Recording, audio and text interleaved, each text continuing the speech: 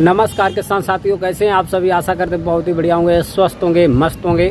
स्वागत है आपकी अपने यूट्यूब चैनल किसान मीडिया में और मैं आपका दोस्त मिस्टर विकास विद्यार्थी बीएससी एग्रीकल्चर से हाजिर हूं आपकी सेवा में एक और नया वीडियो लेकर के। आज मैं आपको बताना चाहूँगा किसान साथियों और किसान भाइयों के हमारे पास कमेंट भी आए कि विकास जी, हमने जो जायद की फसलें थी वो हमने सारी फसलों की बुवाई तो कर दी है, लेकिन अब एक अच्छा प्रोडक्शन कैसे लें।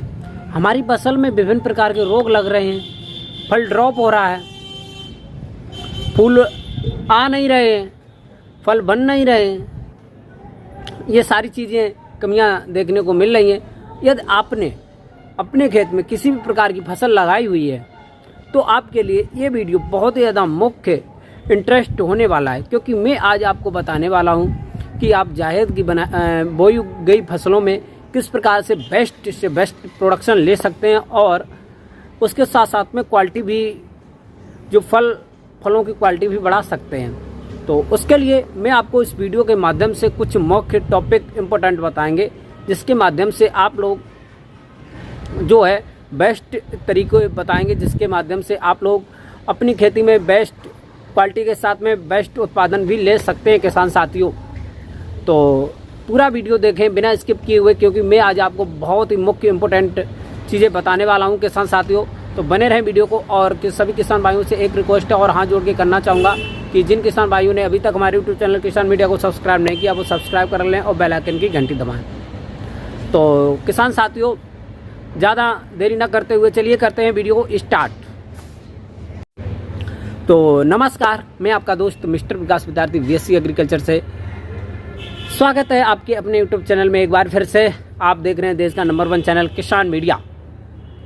तो सबसे पहले मैं आपसे एक बात ज़रूर कहना चाहूँगा कि किसान भाइयों, आपको बुवाई के टाइम पर थोड़ा ध्यान रखना चाहिए कि आप जो है किसी भी फसल की यदि आप जायद में बुवाई कर रहे हैं तो मुख्य इम्पोर्टेंट जो टॉपिक पे बात होती है वो होती है, सबसे पहले आपको वहाँ पर बुवाई का ध्यान रखना है। सबसे पहले आप अगैती बुवाई ज़रूर करें, क्योंकि अगैती बुवाई करने से बहुत ही ज़्यादा बेनिफिट ये होता है कि उस टाइम पर जो टेम्परेचर होता है वो अच्छा होता है। अब प्रेजेंट टाइम पर थोड़ा टेम्परेचर जो है वो ज़्यादा बना हुआ है और ज़्यादा टेम्परेचर में जो फ्लोवर स्टेज होती है वहाँ पर हमारे डैमेज हो जाते हैं और फूल झड़ते हैं और फल अच्छे नहीं बन पाते हैं, जैसे टमाटर, भिंडी हो गई आदि चीज़ों में।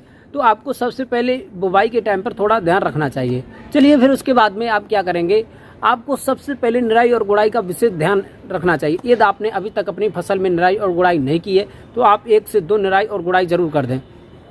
चाहे वो आपकी भिंडी की फसल हो, चाहे वो आपकी लौकी की फसल हो, चाहे वो आपकी कद्दू की फसल हो, चाहे वो आपकी करेला की फसल हो, किसी भी प्रकार की फसल हो, आपको उसमें 2 से 3 निराई गुड़ाई करना अति आवश्यक होता है अच्छे प्रोडक्शन के लिए। फिर उसके बाद में किसान साथियों, मैं आपसे बताना चाहूँगा जो सबसे मुख्य इम्पोर्टेंट बात है वो है सिंचाई करना। आपको जो ये जो फसलें हैं इन पे जो आप सिंचाई करेंगे, जैसे कि अब प्रेजेंट टाइम पर गर्मी अधिक है, टेम्परेचर बढ़ रहा है, तो यदि आप सिंचाई में थोड़ी भी ढील करेंगे तो वहाँ पर आपको अच्छा प्रोडक्शन देखने को नहीं मिल पाएगा किसान साथियों। आपको सबसे पहले सिंचाई की जो व्यवस्था है वो सुधारनी होंगी। फिर उसके बाद में किसान साथियों, यदि आपके खेत में आपने निराई गुड़ाई करने के बाद में उसी में ही जो उसका खरपतवार निकला था खेत में ही ढील दिया है, ये भी आपके लिए बहुत ही ज़्यादा हानिकारक है। आपको निराई और गुड़ाई करके किसान साथियों जो खरपतवार इकट्ठा होता है उसको इकट्ठा करके खेत के बाहर निकाल देना चाहिए और वहाँ पे इकट्ठा करके उसको जला देना चाहिए, क्योंकि उसमें जो है किसी विभिन्न प्रकार के कीट, फंगस और जो रस चूसक कीट होते हैं वो उन्हीं में रहते हैं और हमारी फसल को नुकसान पहुँचाते हैं किसान साथियों। तो आप लोग खेत के आसपास में सिंचाई जरूर करें। फिर उसके बाद में किसान साथियों, यदि आपके खेत के आसपास में, जैसे कि यदि आपने पालक की खेती लगाई हुई है तो उसमें लपट से बहुत ही ज़्यादा नुकसान हो रहा है, तो आप क्या करेंगे, तो आप उस खेत के आसपास में थोड़ी जो है सिकोटी के लिए मक्का की खेती जरूर लगा दें, क्योंकि यदि आप जब मक्का की खेती लगाएंगे तो उसके आसपास में जो गर्म हवाएँ हैं वो नहीं आएंगी। जब वो नहीं घुसेंगी तो आपकी लहलाती हुई फसल आराम से आपको अच्छा प्रोडक्शन देती रहेगी। और फिर उसके बाद में किसान साथियों, आप लोग क्या करेंगे, यदि आपकी फसल में किसी भी प्रकार के कोई भी डिजीज लगा है, जैसे कि रस चूसक जो कीट होते हैं वो पत्तियों को खा करके पत्तियों की झिल्ली बना देते हैं और वहाँ पर उनको आपको नुकसान पहुँचाते हैं किसान साथियों।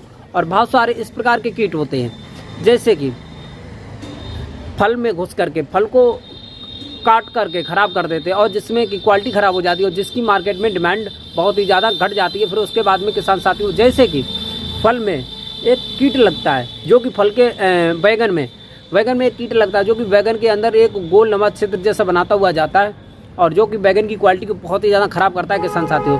तो आपको किसी भी प्रकार के लिए, जैसे आपकी फसल में किसी भी प्रकार का कोई भी कीटनाशक यदि लगा है तो आप लोग एक मैं दवा बता रहा हूँ, उसका छिड़काव जरूर करें। जैसे कि एक दवा है बहुत ही ज़्यादा इमावैक्टिन बेंजोइड, इमावैक्टिन बेंजोइड। ये एक ऐसी दवा है जो कि कीटनाशक के लिए बहुत ही ज़्यादा खतरनाक साबित होती है।